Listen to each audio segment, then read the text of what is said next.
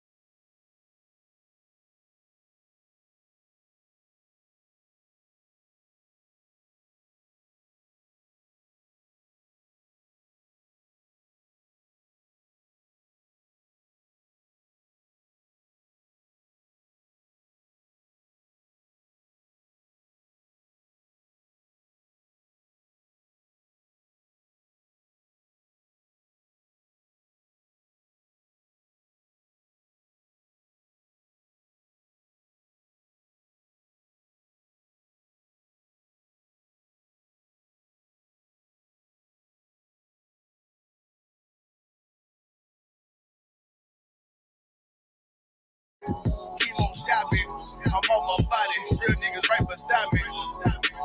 Damn right, I brought my army. Going up like a rocket. Can't nobody stop me. These niggas garbage. So watch your mouth, boy.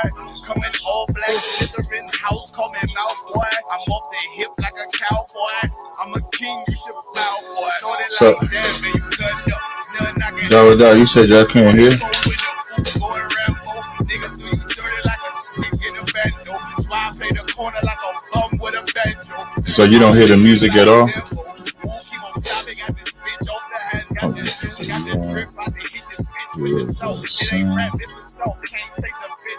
Okay, they saying it's good now. All right, let's go.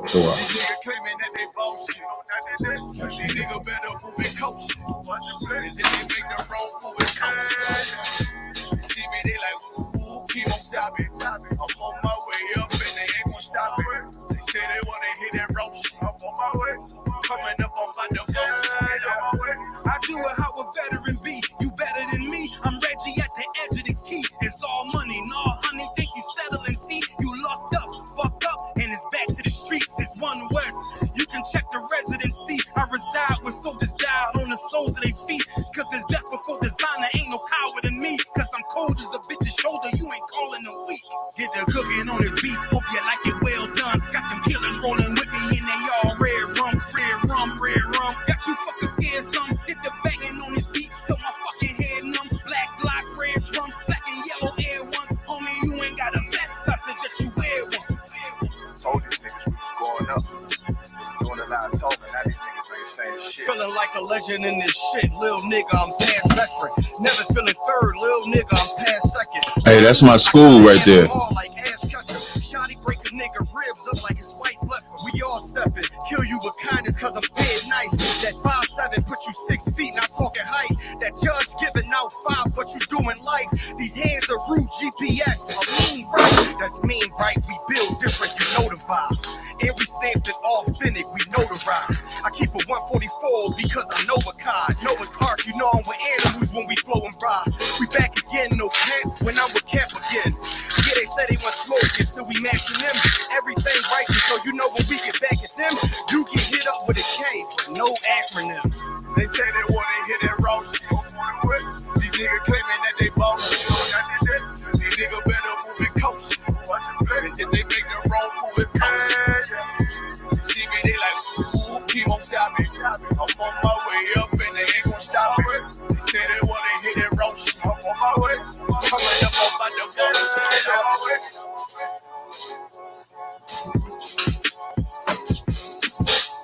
All right, y'all give me 1 second. I just got one more thing to play and then we rock and roll with it. Let me just share my screen. All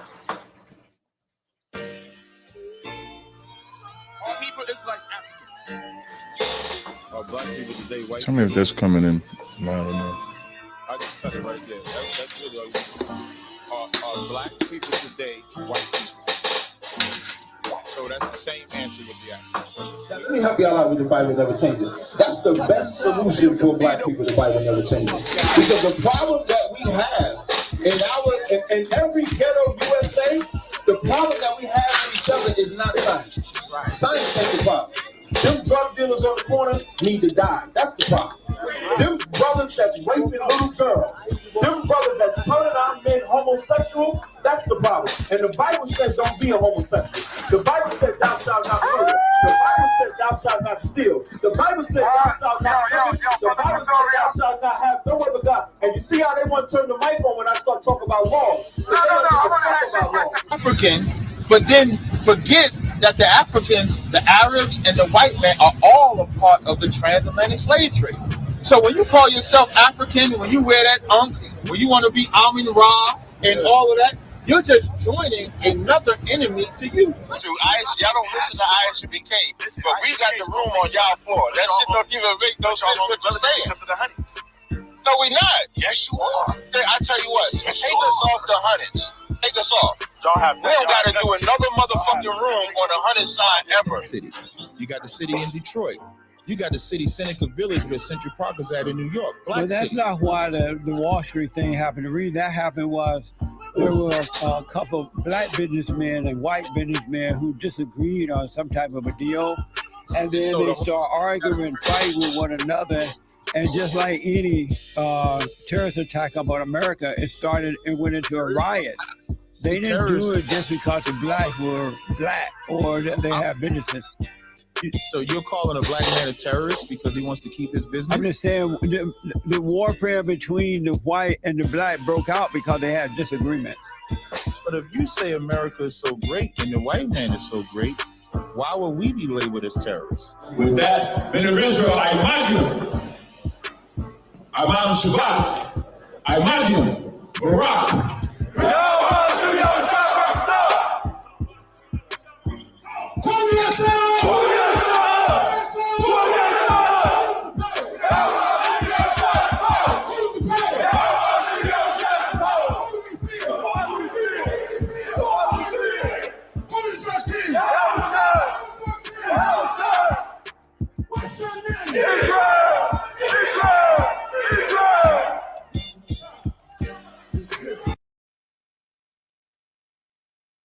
Mic up. Hey, man, appreciate y'all joining me. Once again, this is Captain Tazaryach in the Lab podcast, episode number 5, man. We've had a good time building this platform. This is a new platform. So I'm streaming on 2 channels currently. One of them is my Cross the Line Radio normal channel.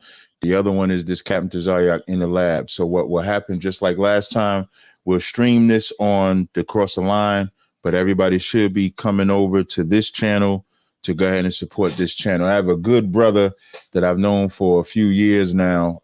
Met him in the battle rap world. I didn't know the battle rap world was that much into what we do.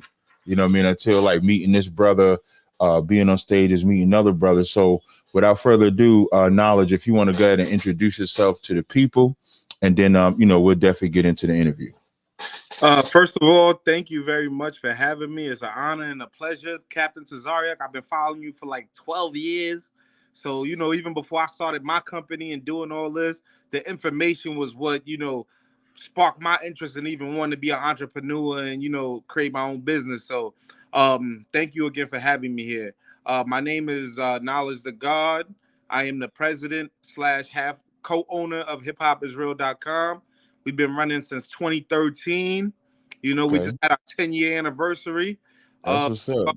The #1 platform for battle rap and hip hop media. We over 350,000 subscribers, 300 million views worldwide.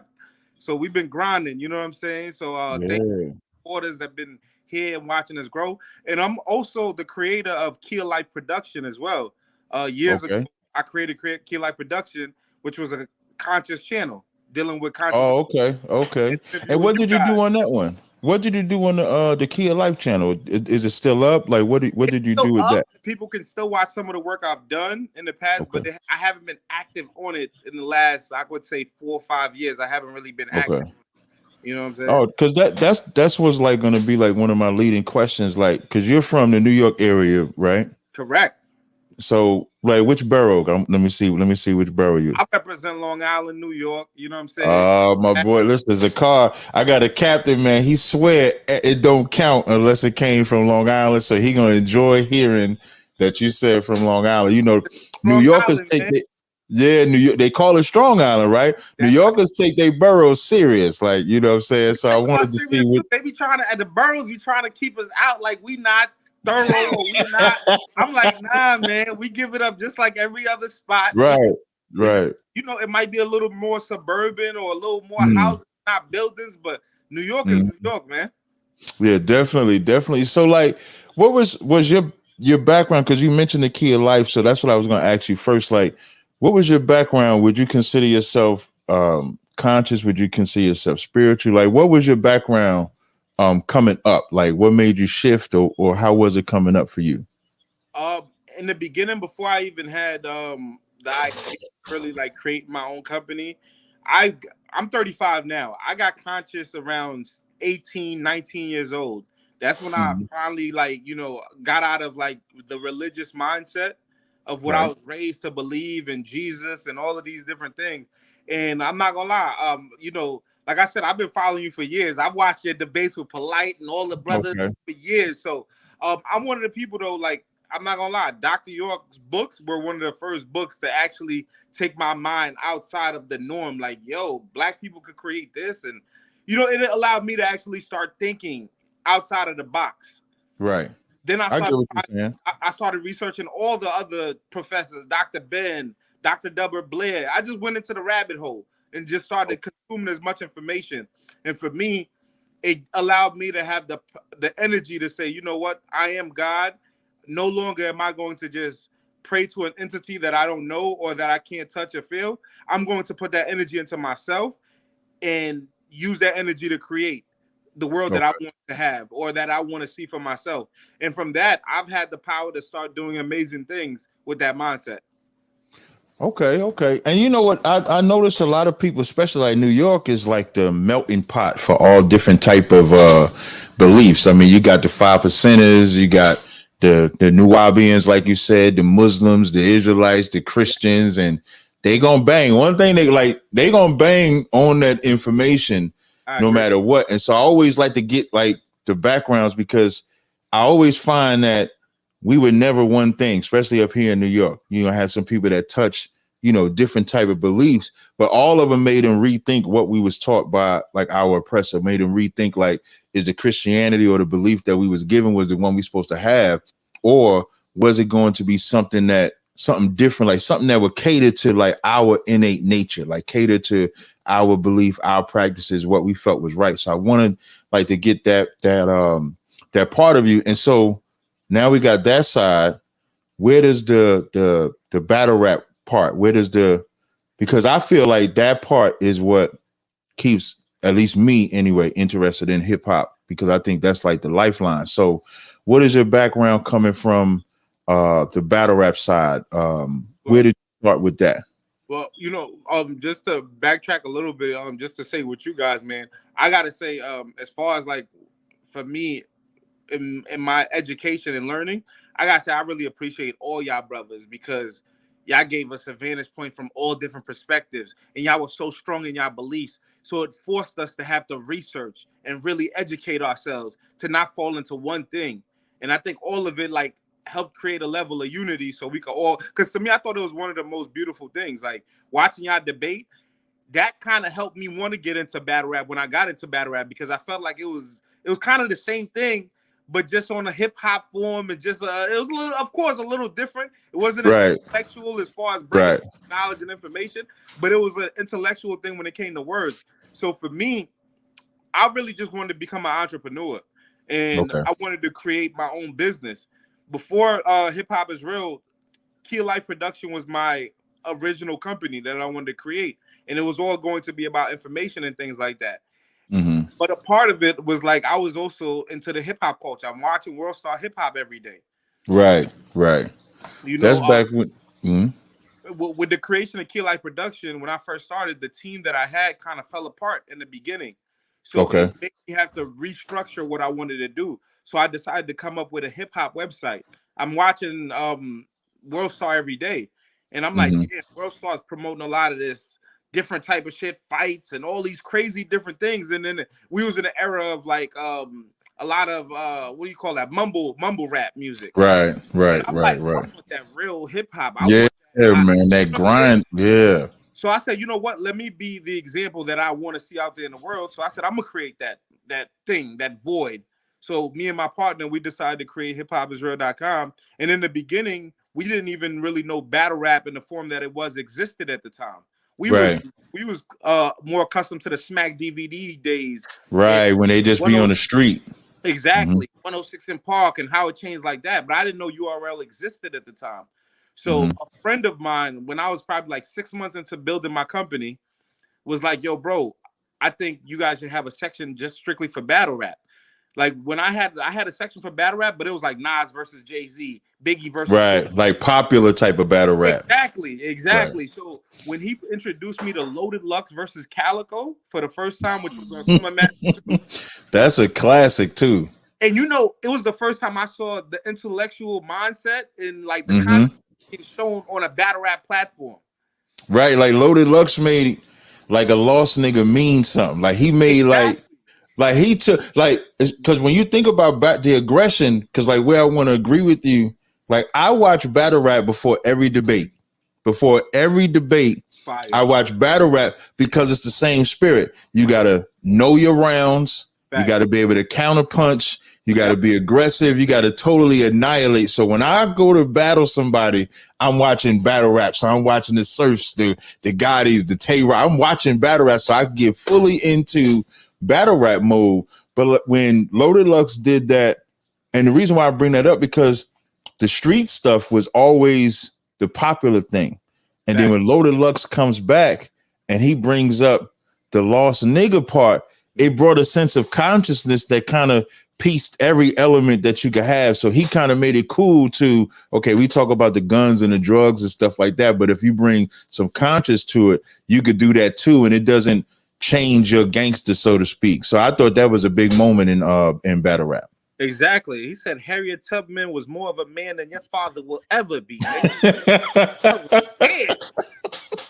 You know what I'm saying? Like, yeah, man. And he's saying that on a big stage. You feel me? And people were resonating with it, and people were riding with it. It wasn't like, oh, boo, we don't want to hear that conscious shit or that bullshit shit. It wasn't none of that. It was like, you know what? We needed something different. And that right there kind of like brought me into the world of battle rap. That really opened me up to like, oh my God, this thing really exists. So I started like going networking in the underground circuit of battle rap events, going to events, chopping it up, networking with artists and things like that. And and just kind of like, you know, once I got connected with the URL, the biggest battle rap company, I started working with Norbs. He started like bringing me to different events, and you know, I mean, inviting me to different events, to build connection with artists and things like that.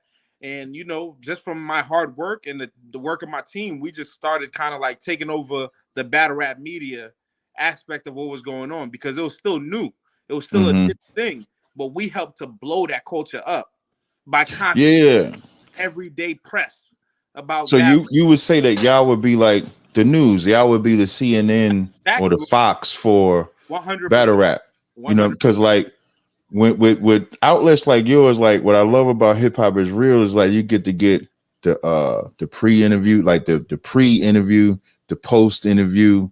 Sometimes you get a natural, like I was watching, I think you put up a throwback of Surf in the back in the hotel and stuff like that. So we're getting like an insight that without a Hip Hop Is Real, we wouldn't have that type of insight. So how has the journey been? Like, I know you said you got to access the Norbs and stuff like that, but how was the grind? Because like they're everywhere. So like the battle would be in New York, but then like the battle might go down south or the battle might move here.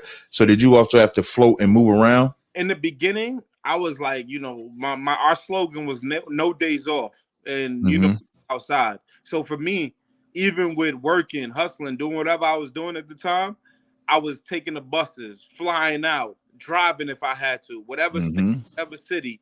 We wasn't missing no events. We was trying to be at every single event, and I had a pretty good team that was with me. So everywhere I traveled, there was at least 2 or 3 guys with me, and we was out there just building, networking, and pushing the culture of battle rap forward.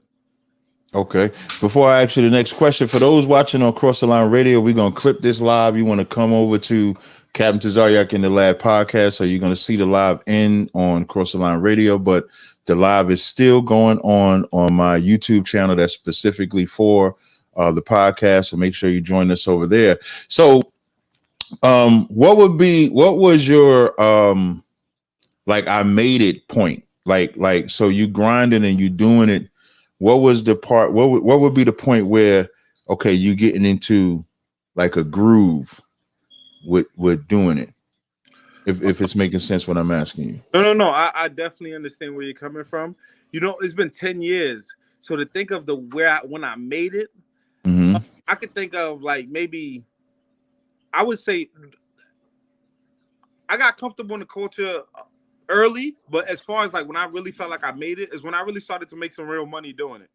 Like it was really like I've always been passionate, and I've always felt the fact that I even created an idea that worked. It already felt like I made it in my mind.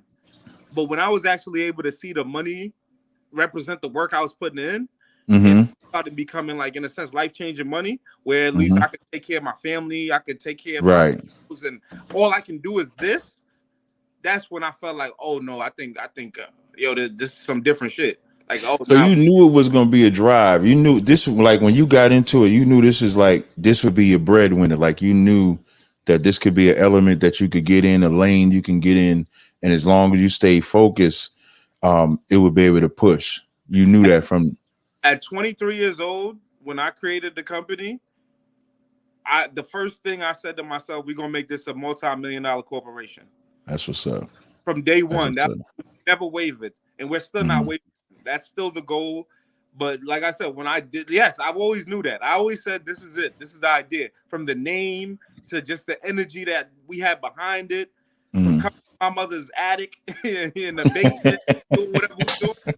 I was like, yo, this is it, bro. Like I feel it in my spirit. Like this is gonna change all of our lives.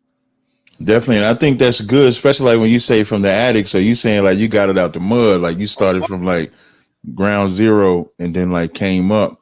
And I'm assuming, of course, you're still grinding to get pushing, like you ain't stopping or anything like that. So what would be like your greatest interview or like greatest moment, so to speak? Because if you talk about 10 years, you done had 10 years of interviewing a lot of different people. There's been a lot of ups and downs in battle rap, a lot of contention amongst the leagues in battle rap, which, I may ask you about, if you don't mind me asking you about that part.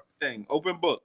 I appreciate it. So what has been like your highest? Like what would you say, or even if you haven't achieved it, you could say that, but what would be like your highest where you would feel that you got in the battle rap? I mean, I've interviewed everybody as far as the highest, the biggest names, everybody who you think of. You know what I'm saying? More than once, multiple times, year in and year out. I have over 16,000 videos on YouTube. Right. You know what I'm saying? To pinpoint one would be like really tough, like for me to really tough because there's so many. But I've had so many incredible moments. One of my favorite moments I could say though was when Cassidy and Hitman had their face off. I was one of the rare people that was in that building that day. Right. You know what I'm saying? Me, Lord Jamar, John. You know what I'm saying? Of course, ARP, the owner of Rare Breed Entertainment, he went and put that together. Hitman and Cassidy. You know that sit there, but not to cut. That sit down got more views than battle rap video, like battle rap battles. Like I just watched that like 2 days ago. It's the most viewed face off of all time. Almost 4 million views worldwide. The face off alone gave you battle numbers. Yeah, I didn't know what was gonna happen. It was so intense. I didn't know Hitman grabbed the bag. I didn't know if he was. Yeah. Oh, I'm glad you said so. Like you being in the building, so like me watching it, right? So I'm watching it, and I see Cassidy pushing all the buttons, and you know, Hitman is a firecracker. Like as soon as he got him off, like he was gone. So being in the building, like what was the tension like in the building? Especially like you mentioned, he going for the bag. Like what was the tension like in the building? When I first got in there, before Hitman and you know, Cassidy really, like when they first got in there, they wasn't even interacting with each other. They was acting like each other wasn't even there. You know, but automatically you feeling the tension. You like, oh shit, Hitman's by himself. Cassidy came with like, I would say like 5-6 people, couple guys and some ladies and everything. You know, his entourage. His little entourage, right? And you know, when they finally got a chance, Lord Jamar's in the building. You could just feel like, okay, they don't really have no real issues, but they're not interacting with each other. They're not even saying There's no type of camaraderie, nothing at all, nothing existing. they Okay, like they don't even see each other really in a sense. You know what I'm saying? Like, so I'm like, okay, damn, I wonder how this is gonna go. So right before Cassidy goes to sit down, when they're getting ready for the face-off, Cassidy starts saying some Jay-Z lines. You know what I'm saying? You know, just like, but you still want to be me. I bet I done did it. You want to take my style and run with it. So he's rapping towards Hitman, like, you know what I'm saying? And saying all these things, and I'm not even getting it at first. I'm like, oh, that's really in like he in his chest bag. And then when they kind of like start talking, ARP only asked probably one question. That's it. You know, it's a great face-off. When the guy who's doing a face-off only got to ask one question, and the guys just go crazy. And it just took off. I think he asked about the numbers. He asked about the battle coming, and the Hitman say this never happened before. And then when I see Cassidy like spit to the side and come back, like what the F is that supposed to mean? It was just like up. It was just like gone from there. And they going back. Like the frenzy of that face off between Cassidy and Holla. Cause like I think when he went for the bag, did they have like a breakup where people got involved to make sure that it didn't really you know, because they started talking about fighting. So you know what I'm saying, Cassidy, like, no, you can't, like, you know what I'm saying? I do everything better than you. I fight better than you. So when it said that, it's that little thing about when it gets to that physicality, and Hitman's like, I'll beat shit down your legs. You like 110 pounds. So it starts getting in that, and Cass like, you would never, like, you know, so it starts really getting intense. And I don't know if it was like Hitman felt like, because Cassidy's people was like behind Hitman. So I don't know if he felt like people were like moving behind him or gesturing. So he's just, I guess, just to feel comfortable and feel safe, he like, I'm about to go get this bag, which we're all guessing has a weapon in it. Right. Not gonna do anything, or whoever's gonna do anything, I'm prepared. You know what I'm saying? And that elevated the whole, because Cass like, that shit don't intimidate me. Like, hey, bring out your gun, what you gonna do? Like, pull it out, go sit, like, do what you gonna do. Don't just get the bag. You know what I'm saying? So I'm like, ah, man. So for me, that was one of my most intense moments where I was just like, yo, what the F is going on? And then to be able to talk to them afterwards and get, you know, interviews, those were some of my biggest interviews and some of my biggest moments on my channel. Yeah, I would imagine, because I know everybody was tuned into the battle rap world when the rumors of how it went, when people talked about it, everybody like wanted to see it. And so you being in hip hop news, you like getting blow, blah, blow, especially being right there. You getting the whole lineup to run the joint, man. Like that, to me, that's the, like, I remember watching, I like watching Surf face-offs, and his face-offs is good, but I don't think there's a face-off better than that face-off between Cassidy and Holla. It isn't. I mean, honestly, I think Cassidy's the king of face-offs. Yeah, definitely. Goods and him and Arsenal, those turned up too. Like, you know what I'm saying? Him and Arsenal, they almost like went for blows. Yeah. I think they was even arguing outside, right? Yeah, they was arguing outside, and that was my footage. That's my footage. You know what I'm saying? So you be like right in the mix, just getting all the footage. The face-off, it was still so, you know, me, it's my turn now. So I turn on the camera. I'm like getting all the extra stuff. So it's getting extra crazy. And then, you know, your grandmother could SMD, your mother could SMD. I'm like, oh my God, these guys are really it was wild, man. Yeah, that was wild, man. I mentioned Surf, right? And you know, we know he got the charge, right? Free now. Surf. Surf. Yeah, definitely, man. I hate that he's locked up because for me, Surf being gone is like when Mike first left the NBA, or like if LeBron retires, because he was such a huge void. Like, you know, when they call him the wave, like he was the wave. So where do you feel his place or his spot is as far as the battle rap world is concerned? You said it, man. Surf is he's the wave. He's the energy. He basically, man, he's one of the greatest superstars in battle rap history. Mm-hmm. The greatest salesmen in battle rap history. You know, last year alone, before he did go to jail, Surf movement was ridiculous. From not only what he was doing in battle rap, but also outside of battle rap and music. He was the most successful artist making music in battle rap. He had a mixtape out with Mozzie, tracks with Jones, Beanie Siegel. Some of the top artists are checking for Surf. He's done music with Kevin Durant. So Surf was kind of like putting himself on the Mount Rushmore of the game already. So to see him, you know, he was one of the rare artists that, you know, really was living his life to what his rhymes was. Granted, that's the one thing I wish he wasn't doing. I wish he wasn't doing. Of course, but then you see why, like, people resonated with what he was saying. Right. The feeling was so much. It was so authentic. You know what I'm saying? Right. So, to see that, I guess in a sense, you know how hip hop is, man. You know, the more bad shit you get into, the more you love. You know what I'm saying?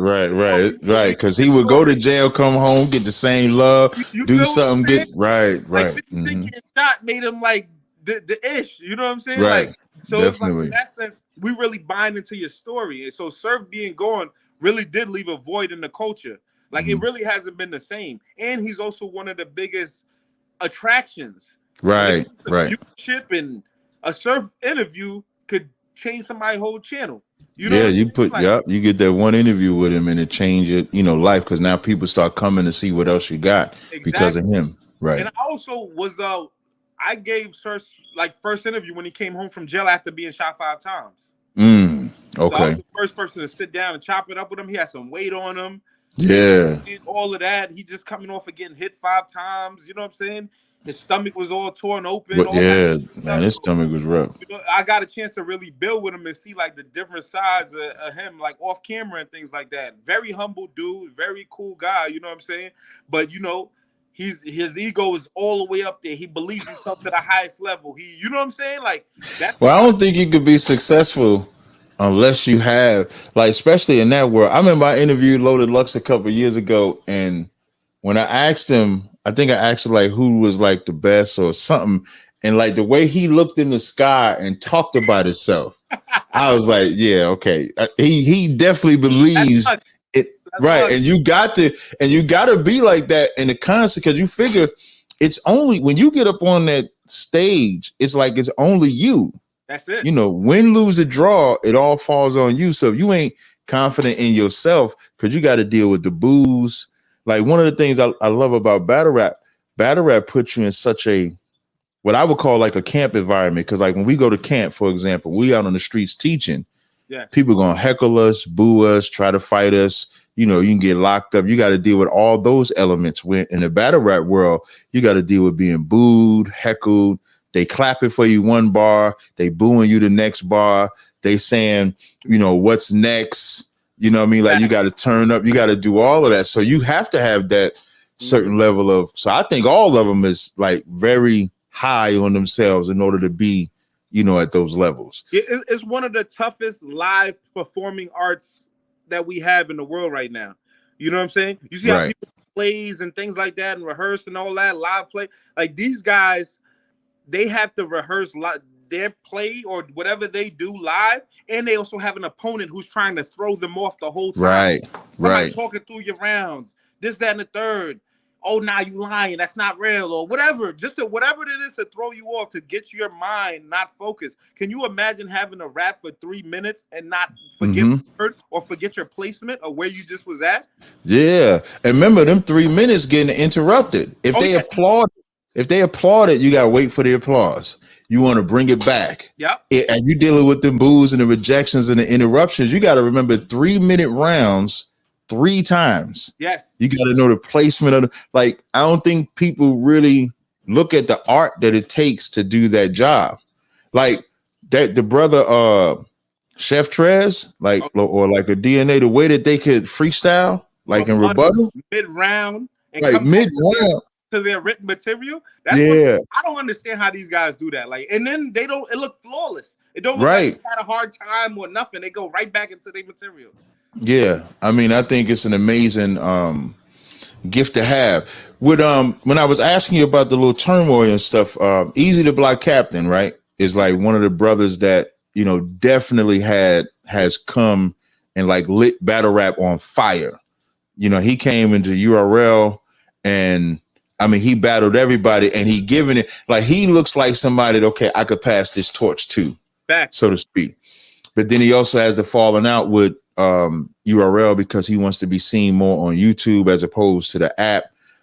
So can you talk a little bit about where do you feel that that's going to eventually go? Because I think they're trying to stop one of his events from going by taking some of the artists away. Can you give us some insight on that? Well, Easy to Block Captain, definitely. He's one of the guys that came from the Ultimate Madness tournament. And he's one of the guys that's been doing this for years. One of the first events I ever went to in Brooklyn Mic Club 10 years ago was Easy to Block Captain versus a guy named Remedy Local in Brooklyn Mic Club. That was a battle league owned by Caesar Streets.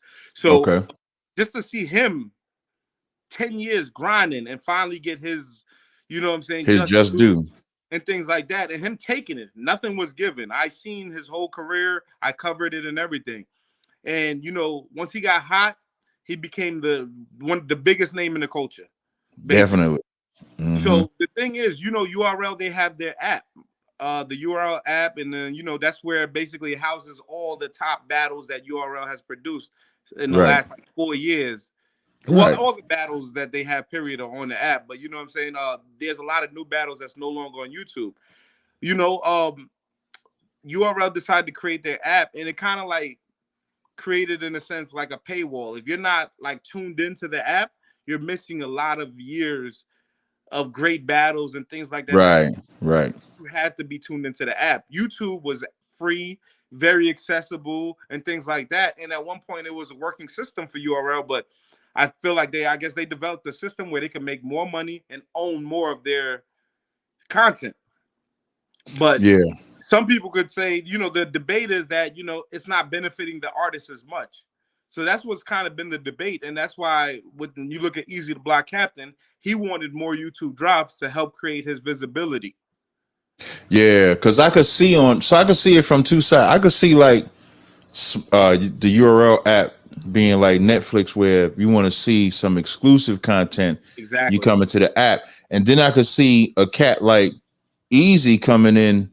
He came in almost at the bad time because he came in right when they went to the app, so they never got to see him on YouTube, at the level that he's at right now. Exactly. Like a Charlie Clips, a Loaded, a Surf being on the app, they already known from the freeness of the YouTube, so to speak. Exactly. So I kind of see both sides. Go ahead. So what happened is with that transition, Easy was able to, even without YouTube drops, was able to become one of the biggest stars in battle rap.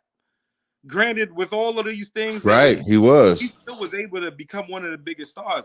But he started looking at, that's still not enough visibility. You think if with all the battles that Easy had, he probably would have 10 battles that did millions of views. Right, he would have. You know what I'm saying? Mm-hmm. But now, in him and Chess is one of the greatest battles. I was just thinking about that one. Yep. I still go back and forth as to who won that battle. Exactly. Mm-hmm. Exactly. So with that battle being on the app, that's also the only battle on the app that did 1 million reactions.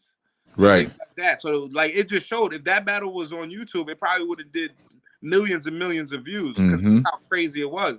So I guess, from talking to Easy and doing interviews with him and things like that, his perspective is, I didn't want to not be on URL. I just was I was in a contract where I wanted more visibility. And the contract wasn't allowing me to do that. So he wanted to get out of his contract. And URL, I guess they were just at odds with, what I'm saying, what they wanted to do with his contract. So he got a legal way to get out of his contract. So he's not under URL at all no more. He would be like a free agent. Basically, that's what he's saying now. What he did was when Remy Ma offered him the deal to battle Hitman, he, from his perspective and things that he said publicly, was basically he didn't think URL and Remy had any issues as far as competition. So he thought he could do the battle without any ramifications. But URL sent him a cease and desist and was like, no, we're not letting our biggest star go star on another league that's I guess they're looking at Remy as competition. Because Right. Remy Ma came in as a female. I'm doing this for the ladies.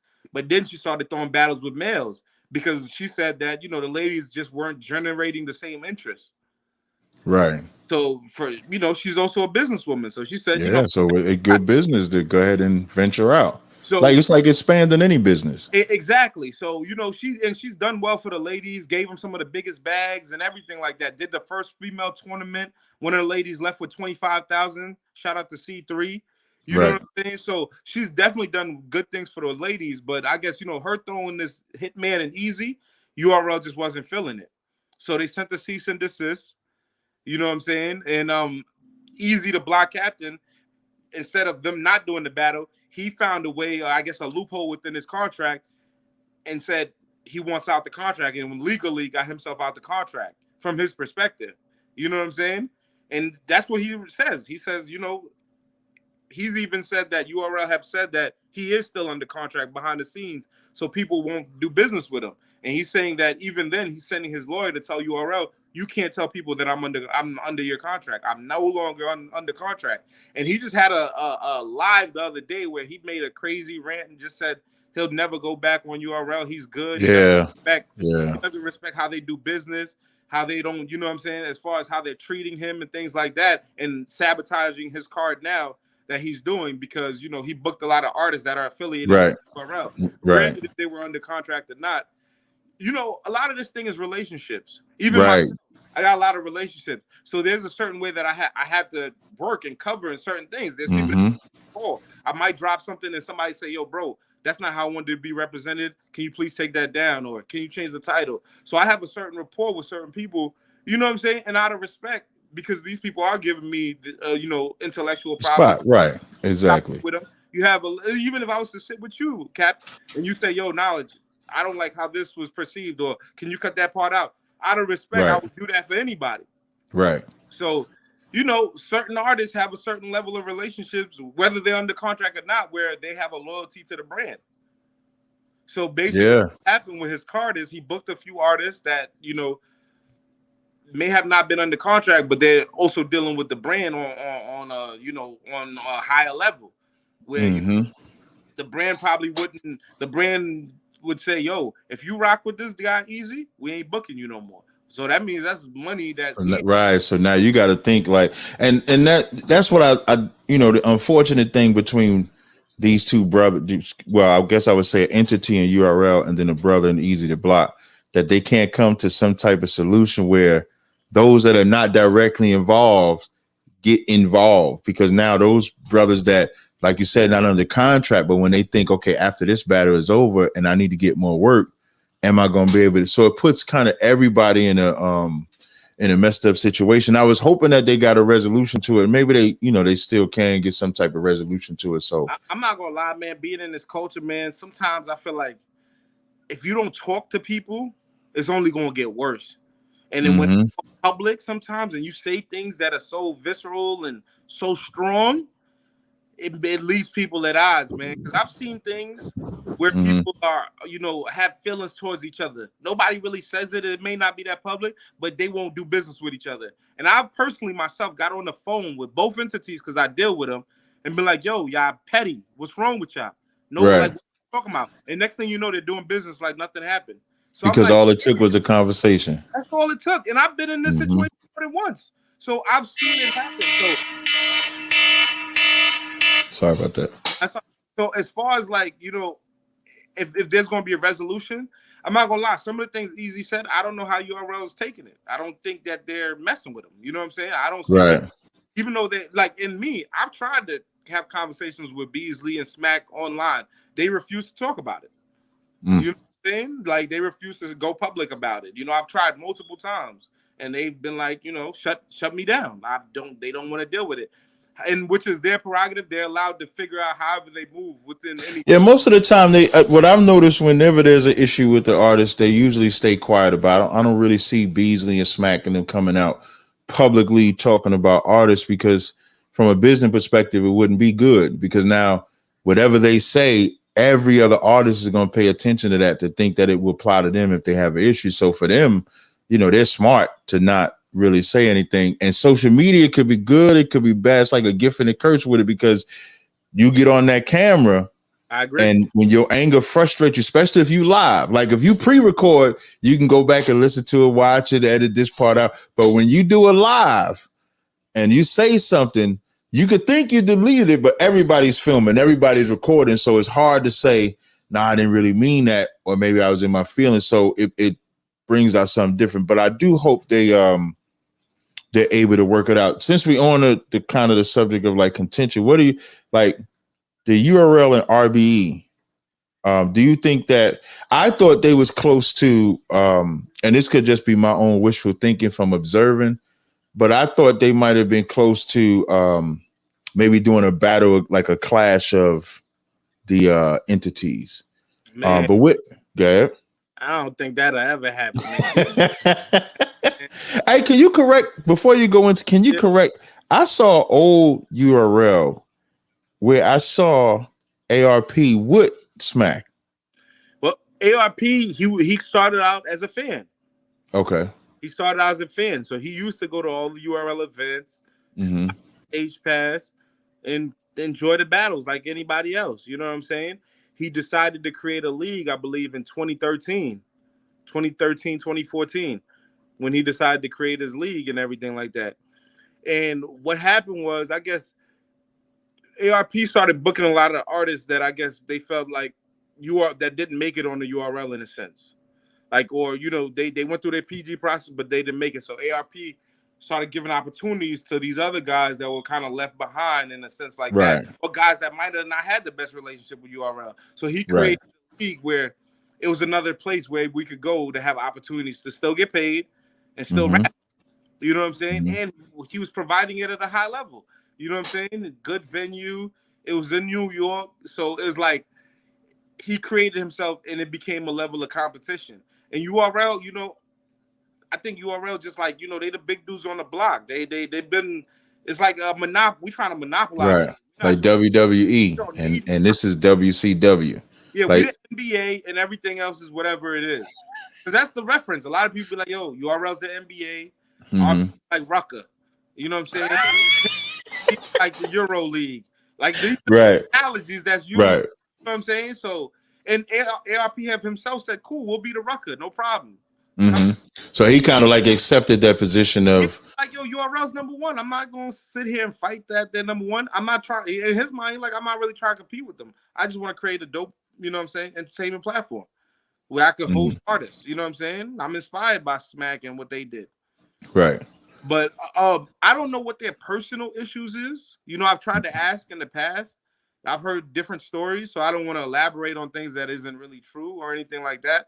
But I don't really know what their personal beef is. But then it's gotten to from being, you know, just a little back and forth to now lawsuits being thrown.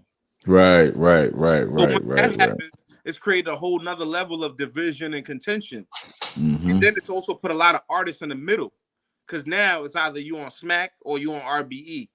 And like if you end up doing one or the other and you do both or whatever, people will look at you funny, or you might be dealing with some type of level of pressure from a side or something like that. So it's put a lot of people in the middle. If you look at RBE's last event, Divide and Conquer 2, Swave Sever had a third round where he basically went in on ARP, went in on Smack, and said, fucking the whole culture up. If y'all came together, we could have shows at Madison Square Garden. Like y'all, all this bickering and back and forth, that shit is weak. Like y'all doing like, you know what I'm saying? So he kind of like all out, and the culture loved it. It was very champion and everything. But as much as I would love to see unity, it's kind of like sometimes when you guys are debating, You know, you might be cool with Polite or cool with this. Like, y'all might be cool on some level, but y'all might not never agree on certain Right. shit. You know what I'm saying? Like, then as good as what would be if y'all all came together, the Kemis, the Israelites, you know what I'm saying? The boys, we all just band up and walk down the White House and be like, nah, give us our shit. It's too much little things that cause situations where it's going to be some level of division where sometimes we end up being each other's worst enemy. And we start fighting and then we forget the real enemy.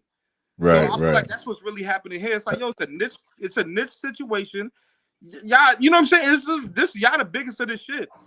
Like, what's the point of fighting? Y'all, you know, nobody's here are millionaires and OD, and there's no battle rap besides maybe a Hitman Holla.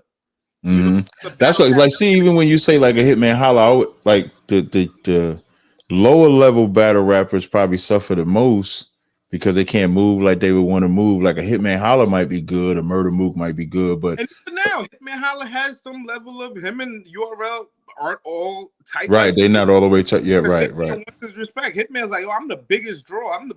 And y'all don't want to book me, like y'all bugging. So the Hitman's like, I should be paid as one of the top, if not the top. You know what I'm saying, guy? Here. I mean, Hitman listen. Whether he win or lose, I mean, he is like you would have to put him up at the top. Like he would be the top tier, like right up there with like even I think him and Surf on URL is the highest viewed battle of all time, 10 million views plus. Yes, Hitman actually has 3 or 4 of the top 10 most viewed battles on the URL platform. So that's why he looks at it like y'all not doing business with me is like that don't make sense. So it's like little whatever feelings for whatever the situation is, because I don't really know what it is. You know what I'm saying? Like if it's just a financial thing or they just don't feel like you're worth it, or you know what I'm saying? And guys, these guys are very strong in their feelings. You know, I've dealt with all of these. I've been at the bad side of how they feel about whatever I've done. You know what I'm saying? So I understand the pressure that come with how they could like not rock with each other. You know what I'm saying? I'm very communicative. Like I will call you. I don't care how bad you feel, how mad you think you are. I will get on the line and figure this out. Because nobody died. We ain't lose no family members. Nobody shot up my car. We just didn't like a title or how you were perceived. Cool. We could fix that. You know, in my mind, you know, oh, you didn't want me to drop this interview and I dropped it anyway. Okay, listen, that is not make or break where we're like at each other's throats. If we're about seeing black men win and seeing everybody do good, unless that's not where we're about. Right. You know what I'm saying? I know what another entity, do you deal with King of the Dot a lot? Because I know I don't deal with King of the Dot a lot, but I have covered their events. I know Organic. I've spoken to him. I've interviewed him, things like that. It's just sometimes they're in Canada, and I'm not gonna lie, I'm like a URL baby. You know what I'm saying? I'm like that's what I grew up watching. And, you know what I'm saying? That's what I'm a real fan of. But as a media outlet, it's my responsibility to cover everything. Right. I was only asking because I think I saw you at the Gates when it was I think Geechee and B Dot when they battled A Ward and Loso. I think that 100%. Yep. Yeah. So I just wanted to get your take because I know that's a predominantly white owned league, right? If I'm not mistaken. So I just wanted to see like what you thought about that. So now for you, like where do you plan on going yourself with the Hip Hop Is Real with your movement? Where do you plan on going with it going forward? Like I said to you in the beginning, man, when I first started this, I wanted to be a multi-million-dollar corporation. And that's still the goal. The goal is to continue to grow, not just in battle rap, because I feel like we've took over the whole battle rap media aspect. We're the #1 most viewed, most subscribed. We drop the most content. We do all that. So my goal is to go back to my original idea of not just battle rap, but hip hop in general. So I've been a lot of the verses. I've been interviewing Lloyd Banks, right? Rule, all of these different, Ghostface Killer. So I'm out here just expanding my reach and like talking to just not just battle rap, but hip hop, entertainment. I'm getting into all forms of what's going on, and even then, I'll still interview a Tazaryach on the channel, a Brother Pill, or you know what I'm saying. I'm still so to me, it's not just. I feel like it's about culture now, entertainment, culture, and still. I'm not going nowhere when it comes to battle rap, but expansion. So for me, it's about expansion, merchandise, you know what I'm saying, memberships and things like that. Yeah, I think that's good because, like with anything with the business, I remember when you first said when you started, the battle rap was kind of like over the side, and then somebody said get into the battle rap, but then that bloomed, so now that becomes your foundation. But like you said, that don't stop you from creating this space or that space and moving over, like you said, interviewing those in the conscious community, interviewing those outside of battle rap, but it's still hip hop. Get into R&B and get into different things. I think that's important for entrepreneurs like yourself. And the reason why I like interviewing somebody like yourself is so that other people that are entrepreneurs, when they think in business, you don't have to limit yourself. You got to make yourself accessible. You got to hit the ground running. You got to get it out the mud. You can't be afraid of hearing the word no. I'm pretty sure you've asked it. Matter of fact, you were saying it. You ask some people for interviews, they say no. They say take this video down. I had artists I asked for an interview for 6 years straight, and they told me no. And then eventually they said yes, and they always now type thing. Like, you know what I'm saying? And I tell people, but you earned that. I kill people with kindness, man. Like, that's my whole thing. I done been cursed out, said some of the craziest shit too, and I just be like, I just show love because I be like, you know what? It's not about that. I don't know what people be going through and what people dealing with. I'm so blessed. Like, so it's like for me, I can't even get angry at anything like that that's going on because where I come from, I'm from a Haitian background. When I've seen what my people, as far as the Haitians and things like that, when I go back and I see how people live, it's always been a win. I've been winning my whole life, if that's the case.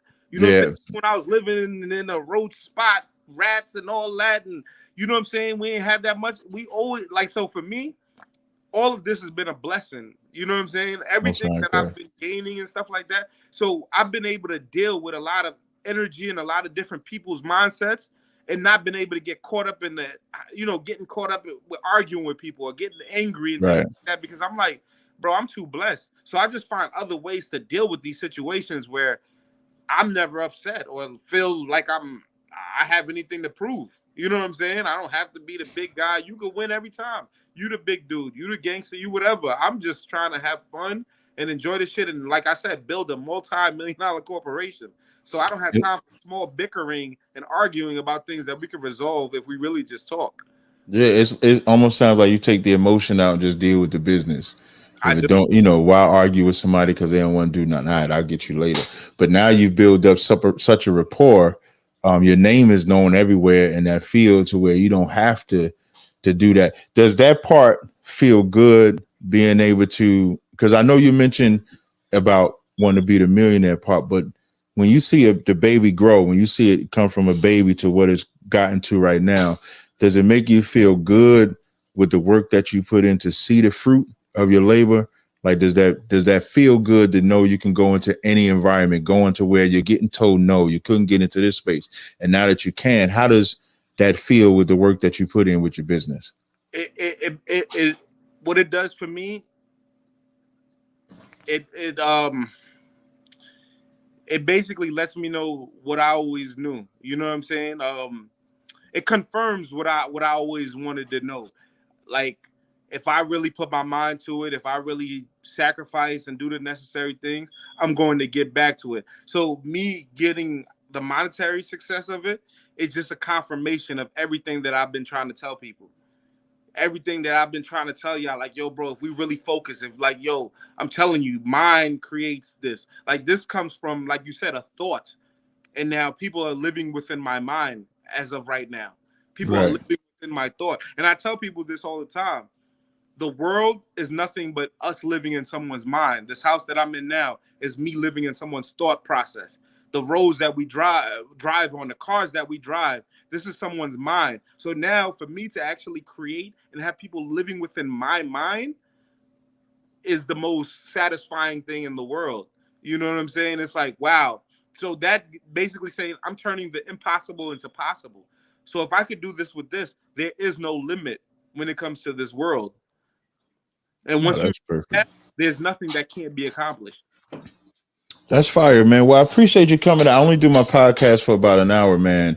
And what I want to highlight is I think I hit this brother up yesterday, right? It was yesterday, right? I hit you up yesterday for the interview, right? Yeah. Yes, sir. Yeah, I hit him up yesterday, and the brother responded so fast to do this interview, and I appreciate that because he could have said no. And so we appreciate you coming in giving us some time, giving us some insights so my Israelite brothers and sisters could hear some. Because I talk about, if I ain't talk about like the Bible or sport, I'm talking about battle rap. And I've been blessed enough to be on battle rap stages, be in those spots. So I wanted to bring that into my world as well. So before we let you go, Knowledge, is there anything else that you wanted to bring out? Anything else that you wanted to say? Something you got promoting? I wanted to say as well, I didn't get into this, but I wanted to say shout out to my brother Math High for My Expert Opinion. I also out me and Matt, like Math called me. I was one of the first person to help build My Expert Opinion. I'm on the first 75 episodes. So I wanted to just shout him out for having the number one podcast. And that feels good because I was a part of the building blocks of that. So you need to tell Math he owe an Israelite an interview because when I saw him on Vlad, he said, I think there was something, he was on Vlad TV and he mentioned something like he was going to join the Israelites. So you got to tell Math, he got to get us on there for his podcast. It'd be good to get an Israelite on there, get a different perspective. So you got to let him know. But you can continue. I would definitely reach out, and I just want to say shout out to him. And I wanted to shout out to my team as well. I got guys in LA that's working with the team. I got guys in Texas. I got my guys in New York. I got my guys in Atlanta. So I just wanted to say shout outs to the team, you know what I'm saying, for just continuously helping grow the company. I'm blessed, man. And I want to say to anybody out there, nothing is impossible. You just have to use your mind and be willing to sacrifice, make the necessary sacrifices to take it to the next level. You know what I'm saying? No days off. It's just like working out, man. If you're out of shape, you got to stay consistent to see these results. That's right. With life.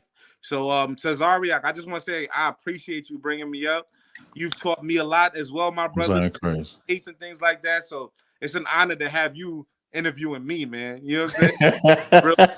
I knew one day I returned the favor because I think you got me twice. Yes, so in Atlanta too. I caught you in Atlanta one time. Yeah, so I said I got to get him on here. And so I appreciate you joining. And of course, we can always do a part 2. Don't forget to let man Hoffa know, because when I saw the video, I said, man, Math need to get us on there so we can bring out like the real deal about the Israelites. I think it'd be an interesting conversation, man. So I appreciate my listening audience coming today. I'm going to just play one outro, and then it'll be the interview again. Knowledge of God. We appreciate you joining us. This is Knowledge of God of Hip Hop is Real. Make sure you join his podcast, his YouTube channel, which is also called Hip Hop is Real. All right. Thank you, boss. Hey, no sweat, brother. All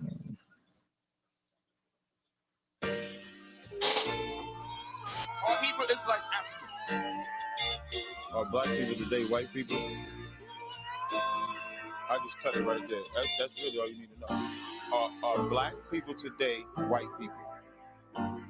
So that's the same answer with the Africans. Now, let me help y'all out with the Bible never changes. That's the best solution for black people. The Bible never changes.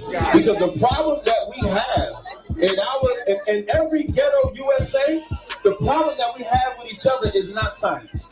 Science ain't the problem. Them drug dealers on the corner need to die. That's the problem. Them brothers that's raping little girls. Them brothers that's turning our men homosexual. That's the problem. And the Bible said don't be a homosexual. The Bible said thou shalt not murder. The Bible said thou shalt not steal. The Bible said thou shalt not covet. The Bible said thou shalt not have no other God. And you see how they want to turn the mic on when I start talking about laws. African, but then forget that the Africans, the Arabs, and the white man are all a part of the transatlantic slave trade.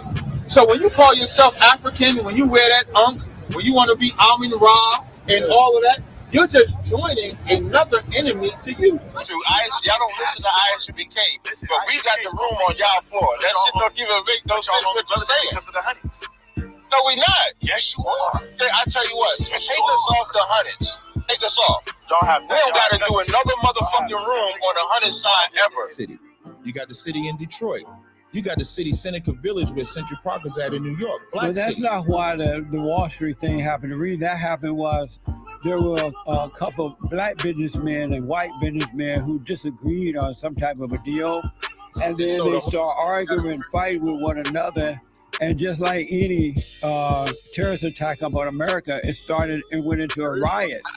They didn't do it just because the black were black or that they had businesses.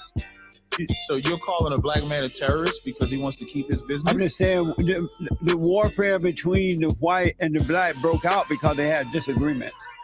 But if you say America is so great and the white man is so great, why would we be labeled as terrorists? With that, men of Israel, I imagine, Imam Shabbat, I imagine, Barak.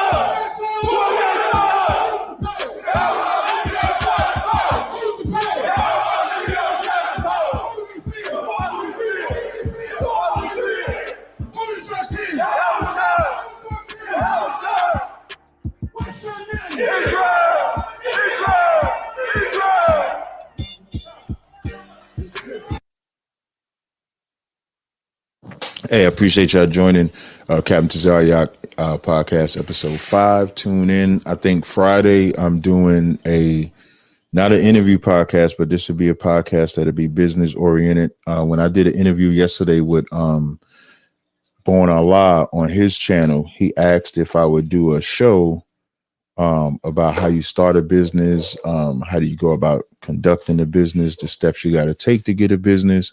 So I believe I'm doing that on Friday. Outside of that, look forward to seeing us on Cross the Line Radio tomorrow at 10 o'clock. Till next time, Shalom, Israel.